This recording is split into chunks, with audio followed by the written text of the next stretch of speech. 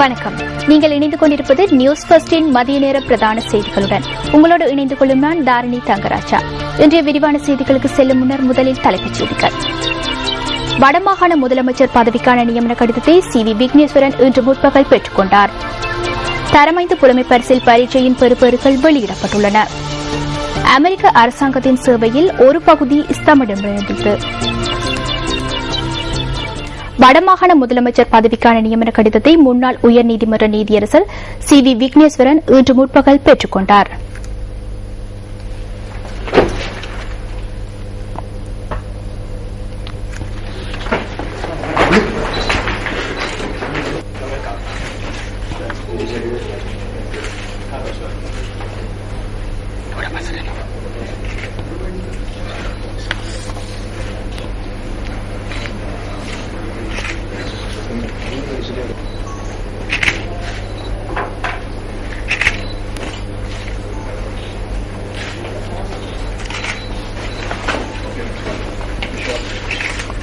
வடமாகாண ஆளுநர் major general ஜி.எச். சந்திரஸ்ரீயிடமிருந்து அவர் நியமன கடிதத்தை பெற்றுக் கொண்டதாக தமிழ் தேசிய கூட்டமைப்பின் பாராளுமன்ற உறுப்பினர் எம்.ஏ. சுமந்திரன் நியூஸ் ஃபர்ஸ்டிற்கு தெரிவித்தார்.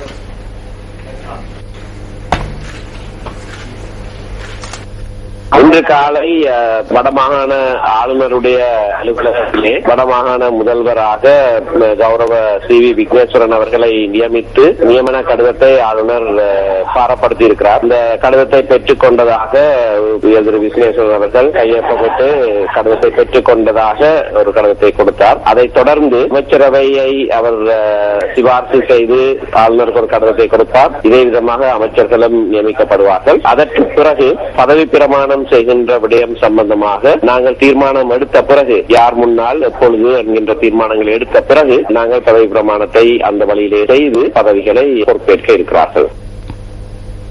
தரமைந்து புலமை பரிசில் பரீட்சையின் பெறுபேறுகள் இன்று வெளியிடப்பட்டுள்ளன. தரம் 5 புலமை பரிசில் பரீட்சையின் பெறுபேறுகள் வெளியிடப்பட்டுள்ளன. www.donets.lk என்ற இணையதளத்தின் பரீட்சை பெறுபேறுகளை பார்வையிட முடியும் என பரீட்சைகள் திணைக்களம் அறிவித்துள்ளது. கடந்த ஆகஸ்ட் மாதம் 25ஆம் தேதி தரம் 5 புலமை பரிசில் பரீட்சை நடைபெற்றது. 3,29,725 பேர் இம்முறை இந்த பரீட்சையில் தோற்றியிருந்தனர். காலி மஹிந்த கல்லூரியின் சந்தரு சத்சர பாலஹேவா என்ற மாணவன் 198 புள்ளிகளை பெற்றுக் கொண்டுள்ளார்.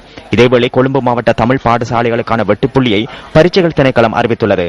கொழும்பு மாவட்டத்தின் தமிழ் பாடசாலைகளுக்கான வெட்டுப்புள்ளி 156 ஆகும். கொழும்பு மாவட்ட சிங்கள மொழிமுட பாடசாலைகளுக்கான வெட்டுப்புள்ளியாக 160 புள்ளிகள் அறிவிக்கப்பட்டுள்ளதாக பரீட்சைகள் திணைக்களத்தின் பேச்சாளர் ஒருவர் குறிப்பிட்டார்.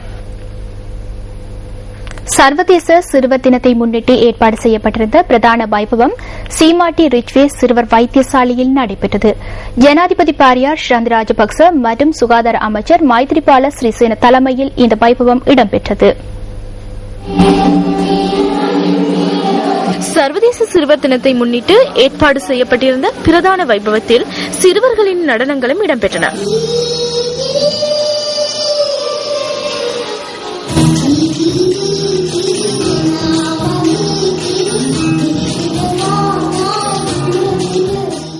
இதேவேளை சர்வதேச சிறுவர் தினத்தை முன்னிட்டு நாட்டின் பல இடங்களில் விசேட நிகழ்வுகள் நடைபெற்றன.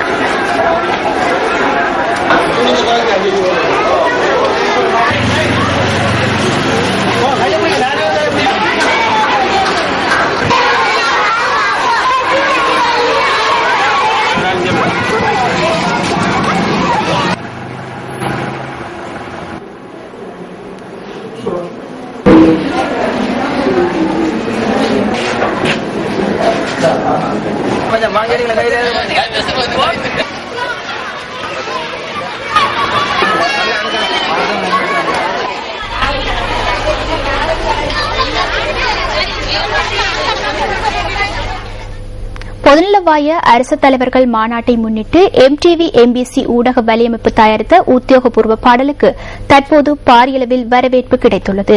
இந்த பாடலின் 3ஆம் கட்டம் இன்று காலை 10 மணிக்கு ஒளிபரப்பு செய்யப்பட்டது. இந்த பாடலின் 3ஆம் கட்டத்திற்கு சிறுவர்கள் உள்ளடக்கப்பட்டு அவர்களால் இசைக்கப்பட்ட பாடல் இன்று MTV MBC ஊடக வலையமைப்பின் அனைத்து அலைவரிசைகளின் ஊடாக ஒளிபரப்பு செய்யப்பட்டது.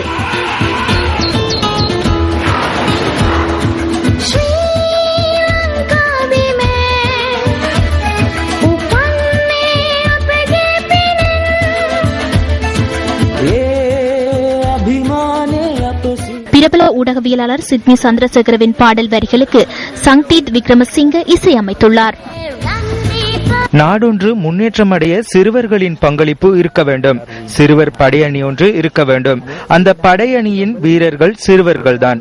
நாடு குறித்து ஒரு உணர்வு அவர்களுக்குள் உருவாக வேண்டும். அதற்காக தான் நாம் சிறுவர்களை இணைத்துக் கொண்டோம். MTV MBC ஊடக வலையமைப்பு தொடர்ந்தும் சிறுவர் நிகழ்ச்சிகளுக்கு முதலிடம் வழங்குகின்றது. முதலில் எமது நாட்டு மக்களுக்கு நாடு குறித்து உணர்வை ஏற்படுத்த நாம் முயற்சி செய்தோம். ஏனென்றால் இந்த மாநாடு எமது நாட்டில் நடைபெறுகின்றது. සමුණු පැත්තෙන්නේ අපේ රටේ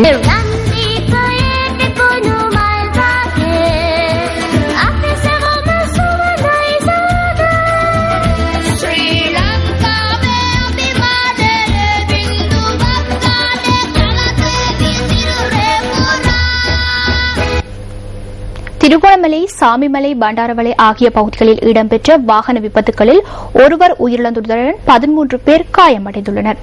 திருகோணமலை மட்கோ பகுதியில் முச்சக்கர வண்டி விபத்துக்குள்ளானதில் ஒருவர் உயிரிழந்துள்ளார். இந்த விபத்து இன்று அதிகாலை இடம்பெற்றதாக போலீசார் தெரிவித்தனர். விபத்தால் உயிரிழந்தவரின் சடலம் திருகோணமலை மாவட்ட வைத்தியசாலையில் வைக்கப்பட்டுள்ளது. இதேவேளை பண்டாரவளை கொஸ்லாந்தை பகுதியில் இன்று முற்பகல் 10 மணியளவில் இலங்கை போக்குவரத்து சபை பஸ் பள்ளத்தில் விழுந்து 9 பேர் காயமடைந்துள்ளனர். இவர்களில் 8 பேர் கொஸ்லாந்தை வைத்தியசாலையில் அனுமதிக்கப்பட்டுள்ளதுடன் ஒருவர் மேலதிக சிகிச்சைகளுக்காக தியத்தலாவ வைத்தியசாலைக்கு மாற்றப்பட்டுள்ளார். இதேவேளை மஸ்கெலியா சாமிமலை ஆல்டன் தோட்ட பகுதியில் பெக்கோ இயந்திரம் ஒன்று இன்று காலை பள்ளத்தில் வீழ்ந்ததில் 4 பேர் படுகாயமடைந்துள்ளனர். காயமடைந்தவர்கள் மஸ்கெலியா வைத்தியசாலையில் அனுமதித்து பின்னர் மேலதிக சிகிச்சைகளுக்காக நாவலப்பிட்டி ஆதார வைத்தியசாலைக்கு மாற்றப்பட்டுள்ளதாக மஸ்கெலியா போலீசார் தெரிவித்தனர்.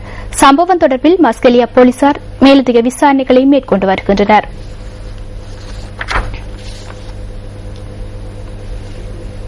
ரத்துபஸ்வல குடிநீர் பிரச்சினையை அடிப்படையாக கொண்டு ஏற்பட்ட அமைதியின்மையுடன் தொடர்புடையதாக அடையாளம் காணப்பட்டுள்ள படையினரை இலங்கை மனித உரிமைகள் ஆணைக்குழுவின் விசாரணைக்கு அழைப்பதற்கு தீர்மானிக்கப்பட்டுள்ளது. எதிர்வரும் 2 வாரங்களுக்குள் அவர்கள் விசாரணைக்கு அழைக்கப்படுவார்கள் என ஆணைக்குழுவின் சட்ட செயலாளர் சட்டத்தரணி நிமல் புஞ்சிகேவா குறிப்பிட்டார்.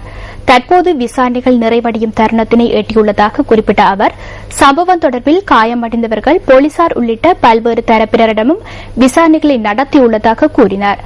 அனைத்து விசாரணைகளும் நிறைவடைந்ததன் பின்னர் ஆணைக்குழு பரிந்துரைகளை சமர்ப்பிக்க உள்ளதாகவும் சட்டத்தரணி நிமல் புஞ்சிகேவா மேலும் தெரிவித்தார்.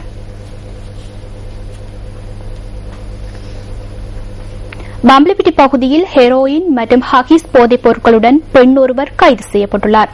இந்த பெண் நேற்றிரவு கைது செய்யப்பட்டுள்ளதாக போலீசார் கூறினர். இவரிடமிருந்து 500 கிராம் ஹெரோயின், 500 கிராம் ஹகீஸ் போதைப் பொருளும் கைப்பற்றப்பட்டுள்ளது. பம்பலப்பிட்டி பகுதியில் தற்காலிகமாக தங்கியிருந்த பெண் ஒருவரே இவ்வாறு கைது செய்யப்பட்டுள்ளார்.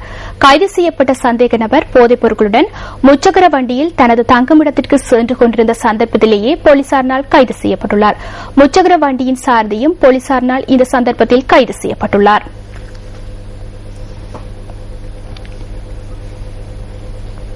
நாட்டில் பதிவாகும் டெங்கு நோயாளர்களில் 66% மேல் மாகாணத்தைச் சேர்ந்தவர்கள் என சுகாதார அமைச்சு சுட்டிக்காட்டியுள்ளது. இந்த விடயங்களை கருத்தில் கொண்டு எதிர்வரும் 7ஆம் திகதி முதல் 14ஆம் திகதி வரையில் டெங்கு ஒழிப்பு வாரம் பிரகடனப்படுத்தப்பட்டுள்ளதாக அமைச்சின் டெங்கு ஒழிப்பு பதிவின் பணிப்பாளர் டாக்டர் உதயரணசிங்க குறிப்பிட்டார். கொழும்பு, கம்பஹா மற்றும் களுத்துறை மாவட்டங்களில் அதிக டெங்கு நோயாளர்கள் பதிவாவதாக அவர் கூறினார். டெங்கு ஒழிப்பு வாரத்தில் கொழும்பு மாவட்டம் தொடர்பில் விசேட கவனம் செலுத்த உள்ளதாகவும் அமைச்சின் டெங்கு ஒழிப்பு பிரிவின் பதில் பணிப்பாளர் கூறினார். டெங்கு ஒழிப்பு நடவடிக்கைகளுக்கு அரசு திணைக்களங்கள், வலய பணிமனைகள் ஒத்துழைப்பு பெற்றுக் கொள்ளப்பட்டுள்ளதாகவும் டாக்டர் உதய ரணசிங்க தெரிவித்துள்ளாா்.